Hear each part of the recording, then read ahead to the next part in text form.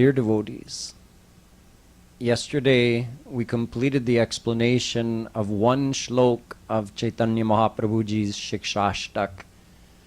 That shlok had to do with our goal. To what are we aspiring? And we learned that the goal is ahaituki bhakti. Mahaprabhuji, in the words of a devotee, said to Shri Krishna that in every life I want to have your selfless devotion in my heart. He told him, I'm not asking for bhukti, nor am I asking for mukti. I just want nishkam bhakti. The next shlok that we're going to look at has to do with understanding our real status as souls under the bondage of Maya and accepting that humbly, along with feeling confident in our relationship with Shri Krishna. Ainanda tanuj kinkaram patitam mam vishame bhavam budhau कृपया तव पाद पंकज स्थित धूली सदृशम विचिंतय.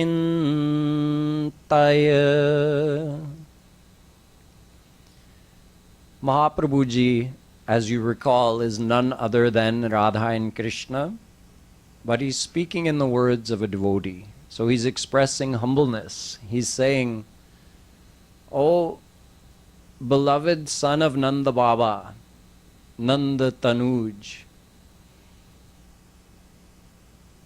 I am fallen in this muck and mire of Maya. I'm drowning in it." So he's admitting his fallen state. But he says, please just do one thing for me from your side. Accept me as a speck of dust on your lotus feet. Just think of me that way. I don't need to be anything more than that. But if you think of me and accept me as a speck of dust who is attached themselves to your lotus feet, मेरा काम बन जाएगा. मैं इस माया में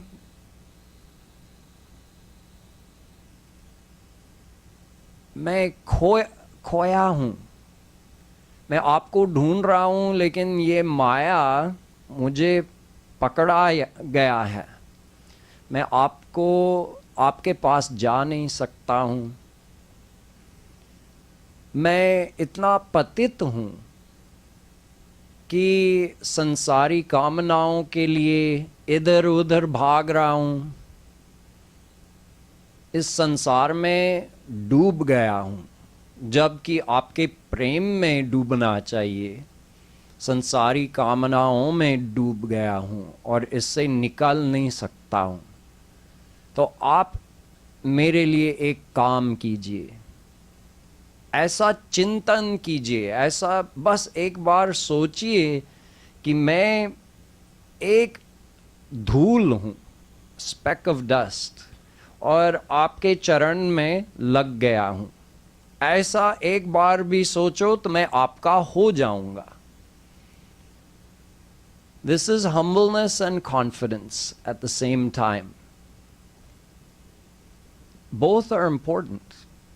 Humbleness, because if we don't accept our fallen state, we can never surrender to God. Think of what he's saying in this. Patitam, I am fallen. If you accept yourself as patit, it means you're saying, no one has done more sins than me. Ananta janma hue hain. हम सब के अनंत जन्म हुए हैं, और यदि एक एक जन्म में एक ही पाप किए होंगे तो अनंत पाप किए बैठे हैं. Even if we told one lie in every one of our lifetimes, Since we've had uncountable lifetimes, we've done uncountable sins. So who is more fallen than whom? Where it's like a big competition amongst each other, and we're all winning. Every one of us has the right to say, no one is more fallen than me. If you add up all the sins we've done, each one of us has done infinite sins. Not only that, but if you think about the opportunities we've wasted, God has given us human birth many, many times, uncountable times. Why? So that we could do devotion to Him. And every time we received this human birth, what did we do? We drowned in the Mayic pleasures. We drowned in the Mayic desires. And we forgot about Him until after we died, and then we said, oops, I made a mistake. I wasted another human life. So even if we just look at how many lifetimes have we let this opportunity slip through our hands, then we can also say we're very ungrateful. God has given us such an opportunity. We never felt thankful for it, and we never took advantage of it. So we've used that opportunity to do unlimited sins, to forget about God, to just drown ourselves in worldly desires and worldly attachments. So now tell me, which one of us is more fallen? We're all patit. We're all equally patit. He expands on this. Ainanda tanuja kinkaram patitam mam vishame bhavam budhau. I am drowning in the ocean of muck. He's actually referring to, he says visham.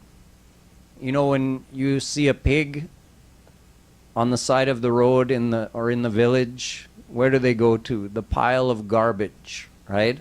They're very useful also. They help decompose all of that. They have a place.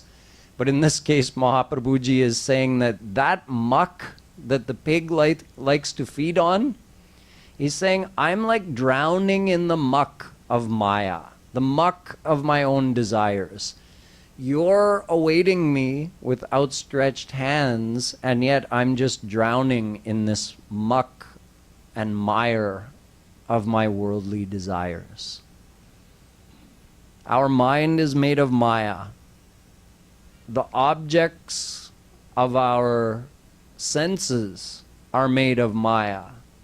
So our mind is continually drawn to the objects of the senses like a pig is drawn to that muck.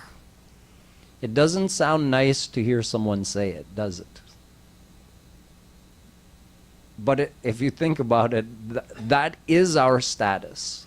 That is what we do over and over again. One time, when Praladji was leaving the earth to go to the divine abode, there was a pig there that he talked to. And he said, you want to go with me? Chalna hai Golok. The pig had a question before he was ready to commit. He said, am I going to get my mud and muck over there? You know, that's... Prahlad said, you mean that smelly stuff that you eat over here? The pig said, yes. I want to make sure I have my padarth, my khadya padarth should be over there as well. Prahlad said, I don't think there's any smelly muck over there in Golok. Nothing like this anyway. The pig said, I'm fine here. So this is what our mind keeps doing. God is saying, do devotion and come to me, and our mind says, no, I'm good here. I'm going to keep messing around in the muck of this world. Admitting this is part of devotion. We need a foundation of humbleness where we just say, you know what? Everybody in this world is in the same boat. Sometimes we like to compare ourselves to others and think like, oh, I'm so devotional. I'm so much better than this person. Look, he doesn't even believe in God. We're all in the same boat. In this life, we might have a good sanskar and our mind might be a little more towards God than the average person. But if you look at the big picture, we're not better than anyone else. We've all been doing this for uncountable lifetimes. So if we accept that, there's a foundation of humbleness, that I don't need to consider myself as better than anyone else. I can consider myself to be the worst if I want, but I also know I have good company. Because we're all the worst. We're all the same. So there's no need to get depressed or disheartened. निराश नहीं होना है कि मैं इतना पतित हूँ, अनंत जन्म बिगाड़ चुका हूँ, अनंत पाप कर चुका हूँ. निराश मत हो जाओ उससे. भगवान अभी तक आपसे निराश नहीं हुए हैं. भगवान अभी तक आशावादी हैं. आशा अभी कर रहे हैं कि इस जन्म में मेरे पास ये जीव आएगा. He never gives up hope. So why should we give up hope? He knows better than we do. He knows that unlimited souls, our brothers and sisters, have succeeded in becoming God realized in the past. He knows they were the same as us, just as fallen as we are. So when they succeeded, why should we give up hope? This is the first part of the shlok. So I'm the most fallen. I admit it, that my mind is always wanting more of this world, and I've been unable to go towards you. Now comes the second part, which is just as important. Along with humbleness, we need confidence. Confidence that I am yours, like a small child. That small child knows I belong to my mom. I belong to my dad. Even if they scold me, a very small child, if their mother scolds them and they want to cry, they again run into their mother's lap to cry. The same mother who scolded them is now comforting them. They don't know anyone else. So in this shlok, Chaitanya Mahaprabhu ji is saying, I am yours, even if I am as insignificant as a speck of dust. But this speck of dust is attached to your lotus feet. Therefore it has significance. I am insignificant on my own, but I'm attached to you. I'm your speck of dust. So that makes me great. Not because I'm great, but because I am yours. In many songs, saints have said, Guruji, Kripaluji Maharaj has said that भला हूँ बुरा हूँ जैसा भी हूँ तेरा ही हूँ Radhe. However I am, if I'm good, if I'm bad, I'm yours. This feeling of belonging actually has to be practiced. It's not something that just comes automatically in the mind. It's something we have to think about over and over again. This is the practice of devotion. How do you practice devotion? You close your eyes and you think, I belong to Krishna. I am his. Radhe is mine. That thought is devotion. I belong to them and they are mine. Just thinking that is bhakti. मैं उनका हूँ और वे मेरे हैं. ऐसा बार बार सोचना ही साधना है. यही भक्ति है और कुछ नहीं.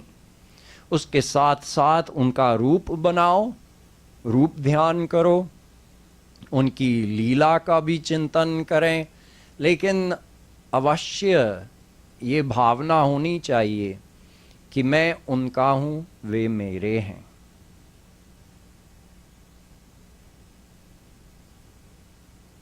And when we do that, Shri Krishna reciprocates. Yesterday we were learning about Nishkamta. It seems a little almost like far-fetched that if I'm thinking, I wish I could make Krishna happy, I want to please Shri Krishna, then of what use is that feeling to him when he's already got perfect happiness? He himself is the very form of perfect happiness. Why does he need me to please him? He doesn't need me to, but he is so kind and soft-hearted and simple-hearted that however I love him, he's going to love me the same way in return.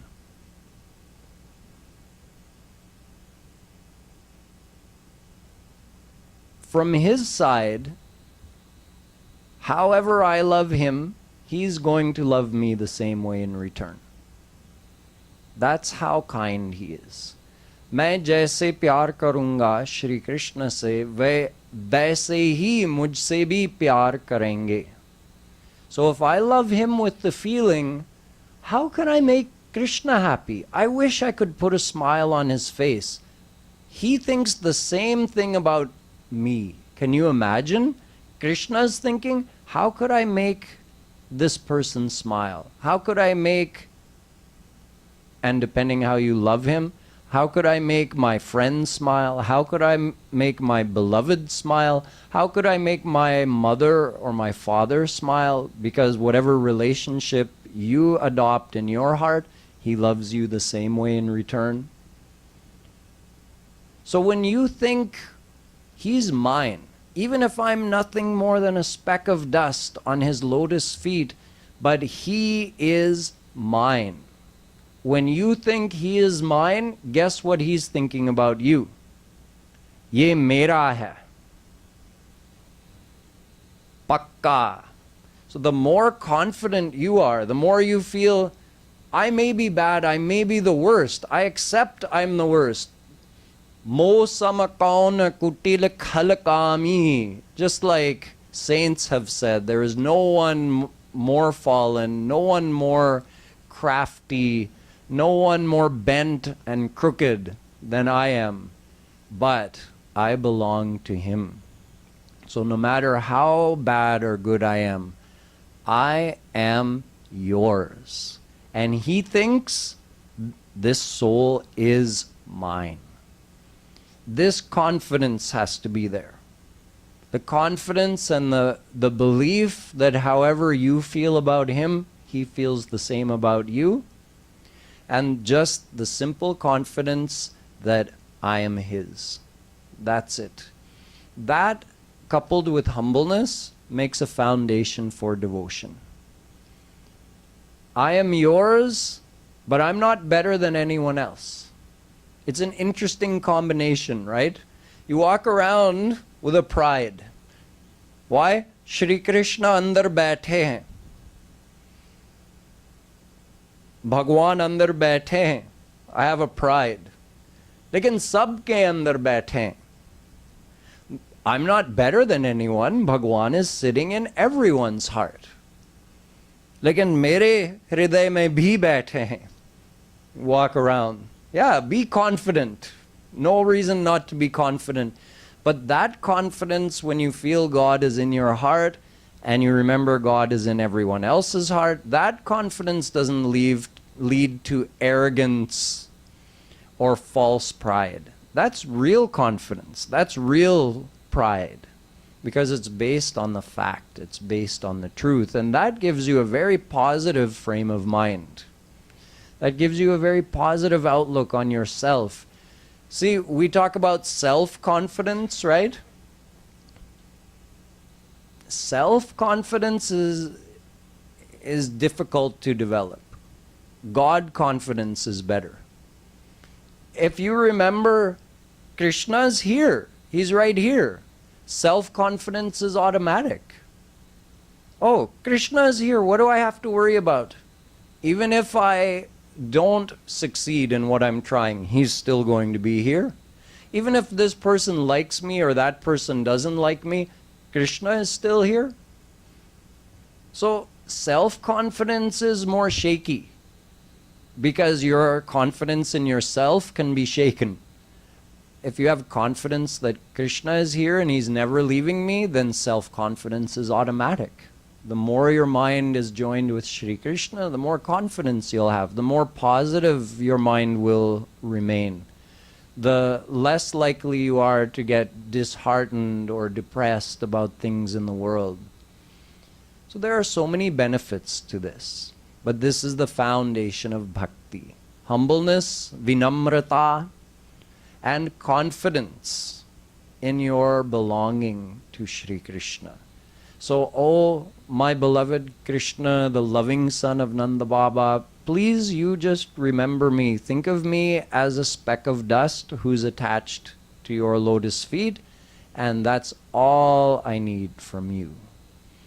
Tomorrow we'll continue along these lines and learn more about humbleness, where Chaitanya Mahaprabhu ji describes the supreme limit of humbleness. And then we'll also understand how to practice such humbleness in the world. Practically, how do you behave humbly in the world when there's a fear in our heart that others may try to take advantage of our humbleness? So this will be the topic for tomorrow's satsang. Boliye Vrindavan Bihari Lal Ki